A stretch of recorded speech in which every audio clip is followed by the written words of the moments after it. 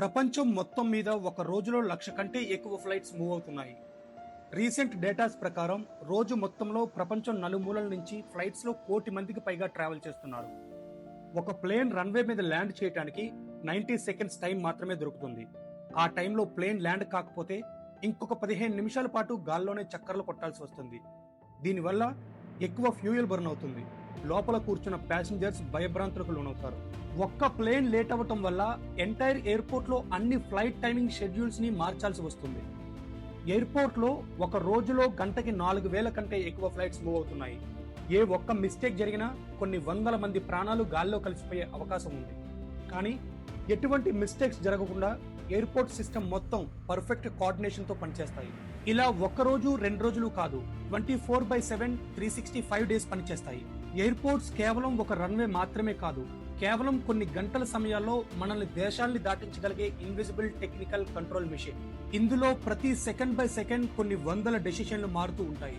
ఒక ఎయిర్పోర్ట్ ని నిర్మించాలి అంటే వందల ఎకరాల ల్యాండ్ కావాలి, కొన్ని వేల కోట్ల ఖర్చు అవుతుంది. మరి ఇన్ని వేల కోట్లు ఇన్వెస్ట్ చేసి కూడా ఎయిర్పోర్ట్స్ ప్రాఫిట్ ఎలా సంపాదిస్తున్నాయి?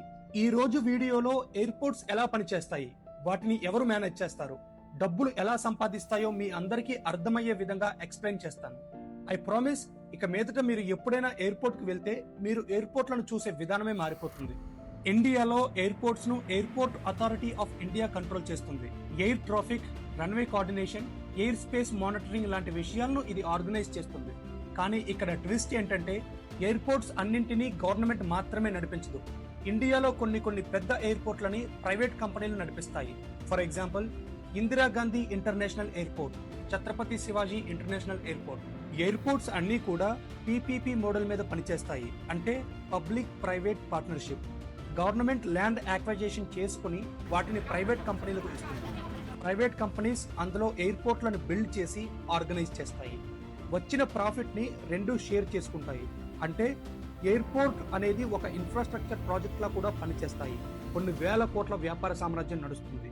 ఒక్కసారి ఊహించుకోండి, హైదరాబాద్ నుంచి ఢిల్లీ ఫ్లైట్ వెళ్తుంది. ఫ్లైట్ ఢిల్లీలో ల్యాండ్ అయ్యే కంటే ముందు పైలట్ కి శాటిలైట్ ద్వారా ఇన్స్ట్రక్షన్స్ వస్తాయి. గాలి తీవ్రత ఎంత ఉంది, రన్వే కండిషన్ ఎలా ఉంది, ఎయిర్ ట్రాఫిక్ సిచ్యుయేషన్ ఏంటి అని ఒక రిపోర్ట్ పైలట్ కి వెళ్తుంది.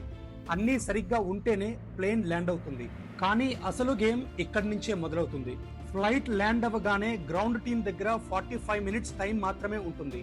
ఈ 45 నిమిషాల్లో ఫ్లైట్ లో ఉన్న ప్యాసింజర్లను దించి కొత్త ప్యాసింజర్లను ఫ్లైట్ లో కూర్చోబెట్టాలి.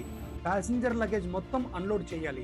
Oil refilling, cleaning, catering, maintenance అన్నింటినీ ఎటువంటి లేట్ లేకుండా కంప్లీట్ చేయాలి. ఏ మాత్రం లేట్ అయినా మొత్తం ఎయిర్పోర్ట్ టైం స్కెడ్యూల్ డిస్టర్బ్ అయిపోతుంది. మనలో చాలా మంది ఎయిర్పోర్ట్స్ మనం పర్చేస్ చేసే టికెట్స్ మీద డబ్బులు సంపాదిస్తుంది అనుకుంటారు. కానీ నిజానికి అది తప్పు. ఎయిర్పోర్ట్స్ ముఖ్యంగా 2 రకాలుగా ఇన్కమ్ సంపాదిస్తుంది. Aeronautical income, flights landing fees, parking fees, passenger service charge మీద ఎయిర్పోర్ట్ కి ఇన్కమ్ వస్తుంది. అంటే ఫ్లైట్స్ ఎయిర్పోర్ట్ లో ల్యాండ్ అవ్వటానికి, టేక్ ఆఫ్ అవ్వటానికి, పార్కింగ్ కు, ప్యాసింజర్స్ కు సర్వీస్ ప్రొవైడ్ చేయడానికి ఎయిర్పోర్ట్ లో ఆ కంపెనీ నుంచి కొంత మనీని ఛార్జ్ చేస్తాయి. కాకపోతే దీనికి గవర్నమెంట్ కొంత లిమిట్ సెట్ చేస్తుంది. ఎయిర్పోర్ట్స్ అంతవరకే ఛార్జ్ చేస్తాయి. ప్రాఫిట్ అనేది లిమిటెడ్ గా ఉంటుంది. నాన్ ఏరోనాటికల్ ఇన్కమ్, ఇది ఎయిర్పోర్ట్స్ కి కనిపించని బంగారపు హుండీ లాంటిది. ఎయిర్పోర్ట్స్ కి ప్రాఫిట్ తెచ్చిపెట్టే major source advertising and brand promotion. కొన్ని వందల కంపెనీలు వాళ్ళ బ్రాండ్ ని ప్రమోట్ చేసుకోవడం కోసం హోర్డింగ్స్, అడ్వర్టైజ్మెంట్స్ ను ఎయిర్పోర్ట్ లో ఏర్పాటు చేస్తాయి. దీని ద్వారా ఎయిర్పోర్ట్స్ కోట్లలో సంపాదిస్తాయి. రెంట్ సిస్టమ్, మనం ఎయిర్పోర్ట్ లోపలికి వెళ్ళినప్పుడు షాపింగ్ చేయడానికి luxuries clothing stores, branded luggage bags, perfumes, footwear, beauty products లాంటి ఎన్నో బ్రాండింగ్ కంపెనీలు వాటి ప్రొడక్ట్లను సేల్ చేస్తూ ఉంటాయి. దీనికోసం కోట్లలో ఎయిర్పోర్ట్స్ కి రెంట్ పే చేస్తాయి.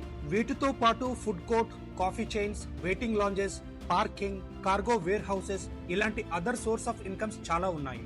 ఇండియాలో మేజర్ ఎయిర్పోర్ట్స్ 50 to 60% ప్రాఫిట్ వీటి ద్వారానే సంపాదిస్తాయి. ఇందువల్లనే ఎయిర్పోర్ట్స్ షాపింగ్ మాల్స్ లా చాలా లగ్జరీస్ గా కనిపిస్తాయి. ఎయిర్పోర్ట్ లో కనిపించే ఈ రన్వేస్ దాదాపు 2 కిలోమీటర్ల డిస్టెన్స్ ఉంటాయి. ఈ రన్వేస్ ని సాధారణమైన మెటీరియల్ తో బిల్డ్ చేసినవి కావు. ఒక్కసారి ఊహించుకోండి, ఫ్లైట్ టేక్ ఆఫ్ అవ్వటానికి రన్వే మీద 300 కిలోమీటర్ల స్పీడ్ తో మూవ్ అవుతుంది. అంత స్పీడ్ లో రన్వే మీద ఏ చిన్న డ్యామేజ్ జరిగినా కొన్ని వందల ప్రాణాలు గాల్లో కలిసిపోతాయి. ఒక యావరేజ్ ఫ్లైట్ విత్ ప్యాసింజర్స్ దాదాపు 200 టన్నుల బరువు ఉంటుంది. ఇంత వెయిట్ మొత్తం తట్టుకొని పనిచేసేలా రన్వేలను బిల్డ్ చేస్తారు. వీటి కోసం ప్రత్యేకమైన హై స్ట్రెంగ్త్ మెటీరియల్ని యూజ్ చేస్తారు. స్పెషల్ లేయర్ కాంక్రీట్లను ఉపయోగించి రన్వేలను బిల్డ్ చేస్తారు. ఏ దేశం అయినా కూడా ఇంటర్నేషనల్ ఏవియేషన్ రూల్స్ ని ఖచ్చితంగా పాటించాలి. ఇది safety standards, global coordination, pilot licence norms ఎలా ఉండాలి అని డిసైడ్ చేస్తుంది.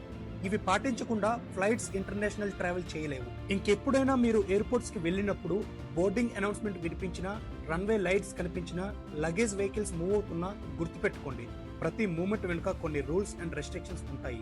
ఎయిర్పోర్ట్స్ కోసం, అది పనిచేస్తున్న విధానం కోసం నేను మీకు అందించిన ఈ ఇన్ఫర్మేషన్ వాల్యుబుల్ అనిపిస్తే వీడియోని లైక్ చేయడానికి ప్రయత్నించండి. ఛానల్ని సబ్స్క్రైబ్ చేయండి. Thank you for giving me this beautiful opportunity.